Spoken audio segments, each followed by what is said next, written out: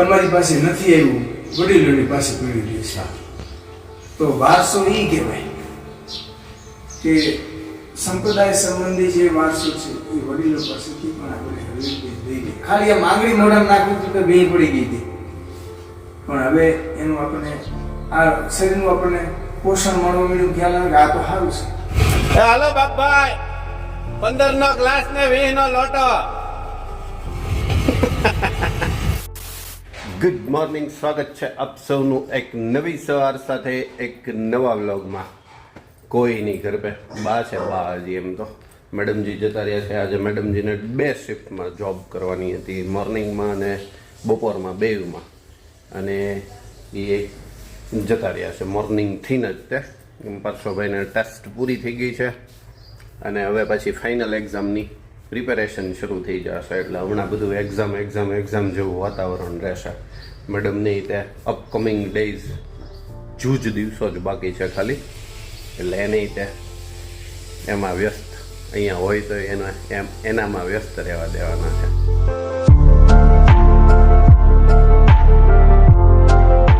બા, ખજાનો કેમ બહાર કાઢ્યો તમારો? આધ્યાત્મિક ખજાનો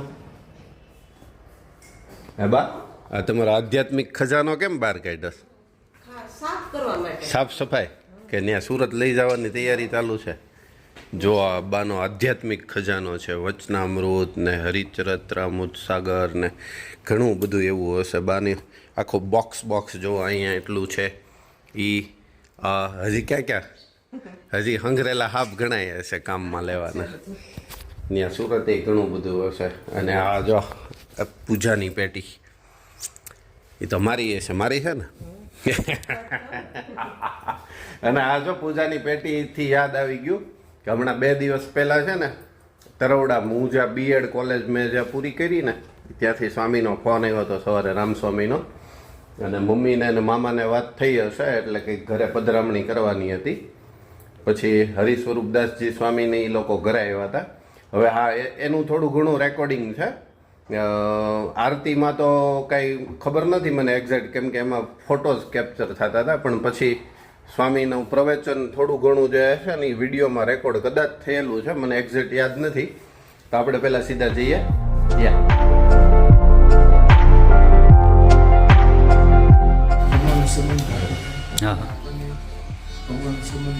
ભગવાનનો સંબંધ આપણું જે બેનિફિટનું કામકાજ હોય એ કામકાજ ધમધોકારાના તો આપણે કેવા ખુશ થાય, એ બધું પેટનું છે. ભગવાનની સાથેનો સંબંધ છે ને એ જીવન છે. એમાં જીવને શાંતિથી આપણે ભગવાનને સંબંધ, આ વૈભવો આપણે લઈ આવી, વૈભવો શાંતિ ક્ષણિક આપે, પછી ક્ષણિક આપે ને ક્ષણિક આપણે ખાલી થઈ જાય, ક્ષણિક ખાલી થઈ જાય. ભગવાનનો સંબંધ એવું છે કે આપણને શાશ્વત શાંતિ અપાય છે. એનું સ્મરણ થાય, એનું ચિંતન થાય, એનું મનન થાય, એનું દર્શન થાય, એના સંબંધવાળાને કાંઈ સ્મૃતિ થઈ જાય તો આપણને શાંતિ. એવો સંબંધ આપણને ભગવાન આપ્યો છે. અને સંપ્રદાયની સાથે આપણે જોડાયેલા છીએ. તમારી પાસે નથી આવ્યું, વડીલોની પાસે પડી રહ્યું છે. તો વારસો એ કહેવાય કે સંપ્રદાય સંબંધી જે વારસો છે એ વડીલો પાસેથી પણ આપણે લઈ લઈએ અને ખુશીથી. ઓલો વારસો બધા ખુશીથી જ લે છે અને બધા ખુશીથી દઈ દે છે. એમ આ વારસો પણ વડીલો પાસેથી આપણે ખુશીથી ધીમે ધીમે લઈ લઈએ અને એ વારસાથી ભરપૂર થઈ જાય. અને એ વારસો જ આપણને છેવટે સુખ આપે છે. બાકી આ લોકોની સંપત્તિના શરીર રહેતા નથી. એમાંથી આપણે ભગવાનનો સંબંધ બાંધી લીધો અને ભગવાનનું ગુમતું કરી લીધું કે ભગવાને માને કે મારો ભગત મને રાજી થાય બધું કરી લીધું છે. એટલે હવે એને આ શરીરમાંથી જવાનો નીકળવાનો સમય થયો છે, મારે જવું પડશે. બધા ઊભા છે પણ કોઈનું કંઈ હાલતું નથી. ત્યારે ભગવાન એના પાર્ષદોની સાથે આવે, આપણે આ માઇક શરીર માટે છોડાવી, દિવ્ય શરીર આપી અને પોતાના આ ભગવાનના સંબંધ. અને એનો પ્રાથમિક ભૂમિકામાં આપણે દરરોજ નિત્ય સંબંધ કરતા રહીએ તો ભગવાનને જે આપણે સુખો દીધા છે એમાં શાશ્વત સુખ મળતા રહે. વિષયોમાં આપણે ફાંફા મારીએ છીએ, અહીંથી સુખ મળે, અહીંથી મળે, અહીંથી મળે, અહીંથી મળે, અહીંથી મળે, અહીંથી મળે. છે જ નહીં તો ક્યાંથી મળે? બતાવ્યું છે ઝાંઝવાના જળની જેમ, આ સુખ મળશે, આ સુખ મળશે, આ સુખ મળશે, પણ છે જ નહીં તો ક્યાંથી મળે? પણ ભગવાન એવી વસ્તુ દાતા છે કે જેમ જેમ સંબંધ કરતો રહે, શરૂઆતમાં થોડું કઠણ પડે ભગવાનના સંબંધ માટે, પણ એ સંબંધને ટકાવી રાખે ભગવાન એનો સ્વાદ આપણને આપે.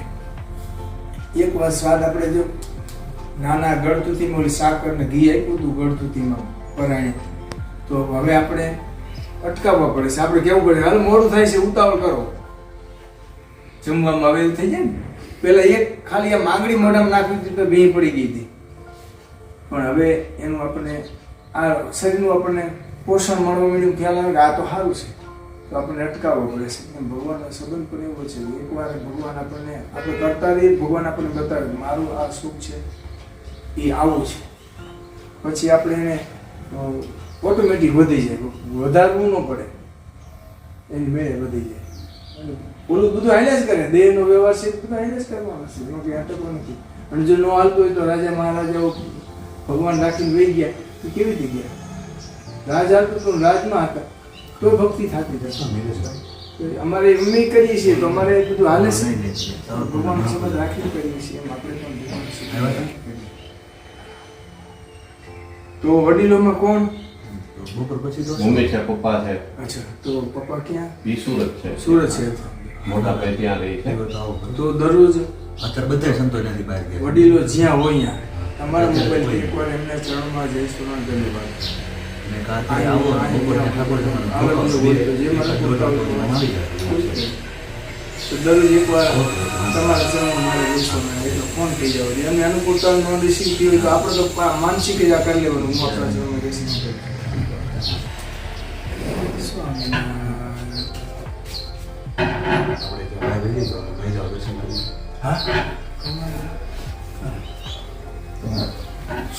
બાઈનું કયું દર્શન કરી જાય. મમ્મી દર્શન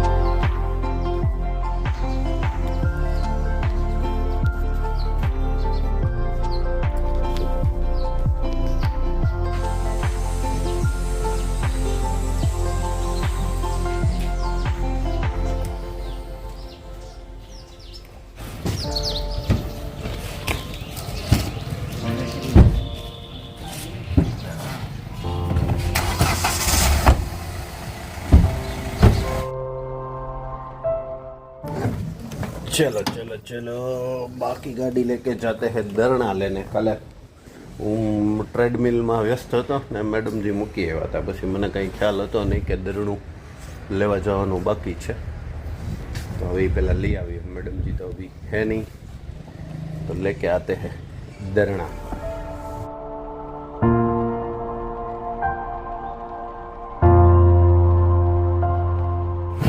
દીપકભાઈએ નવું સોપાન કર્યું છે, ગેરેજમાંથી પ્રગતિ કરી ને ગ્લાસના 15 લોટાના 20. હે ગ્લાસના 15 લોટાના 20 રૂપિયા. લોટાના 20 રૂપિયા થોડા હોય, એ તો આમને ફ્રી ન હોય. લોટો તો ઉમંગભાઈ ધરતીનો અમૃત વેચી છે આપણે. લોટો તો ફ્રી ન હોય દીપા. લોટો ફ્રીમાં પણ અંદર જે રસ આવે ને હા, એના 20 રૂપિયા. એના 20 રૂપિયા. લોટો સરસ. જમા કરાવી દે. જો દીપકભાઈ શેરડીના ઉનાળાના શેરડીના રસનો સિસોડો કહેવાય ને, શું કહેવાય, સિસોડો કર્યો છે. ધરતીનું અમૃત તમે વેચો છો, શુદ્ધ ને પ્યોર નેચરલ. પાઇનેપલ નાખો કે ન નાખો? પાઇનેપલ, લીંબુ, મસાલો. મસાલાને બહુ રસ નહીં આપણને. પાઇનેપલ, લીંબુ, આદુ નાખી દે. આદુ બહુ ગરમીમાં બહુ ન મજા આવે. આમ સહેજ taste અને તમે લીંબુ નાખો તો એકવાર હાલે. તપાસ કરી લો, આપણે જેવા જે લીંબુ વાપરીએ એ લીંબુ ક્યાંય તમને જોવા નહીં. ઘરની વાડીના છે, ઘરની પોતાની જ વાડીના. હે પોતાની જ વાડીના. હા જોઈ લે, અરે વાહ, આ તો શિયાળામાં દેખાય એવા દેખાય છે. શું મોસંબી લીંબુ કે એવી બધી ઓવરધામ આવે છે. લીંબુ જ કહેવાય. મોસંબી લીંબુ મારે ઘરે છે, ખેંચવા માંડો પછી હાવ એટલે હાવ એ બધું રહેવા દો. સરસ, લ્યો, સુંદર. ખૂબ ખૂબ અભિનંદન દીપકભાઈ તમને. રસ પીવા આવે અત્યારે નહીં, અત્યારે રસનો ટાઈમ નથી, પણ આપણે એકવાર પીશું પાક્કું ચોક્કસ. અત્યારે હજી તમારી સાફ સફાઈ ચાલે છે અને નવું ઉદ્ઘાટન કર્યું છે તો તમને શુભેચ્છા પાઠવી દઉં. Thank you. બરાબર ને? ઓકે. ચાલો કરવા માંડો જે કરતા હતા એ પાછું. તો હવે એક ગન્ના જાયગા મશીન में ઉઠશે ને બહુ. કપડા ખરાબ કરે મારા તો. ઝૂમ કરી નાખું દૂરથી.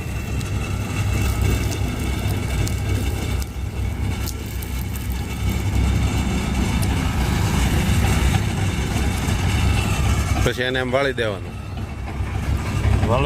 વાળી અને પછી વચ્ચે લીંબુ મૂકવાનું. લેમન. ઓકે, લીંબુ નહીં, લેમન. અને પછી પાઇનેપલ. એ બે વચ્ચે મૂકવાના. હા, પછી પાછું બીજો રાઉન્ડ મારવાનો.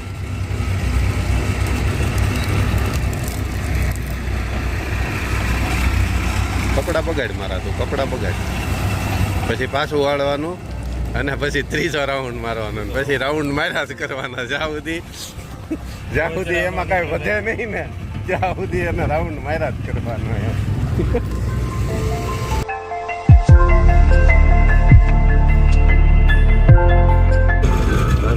ધરતીનો અમૃત છે.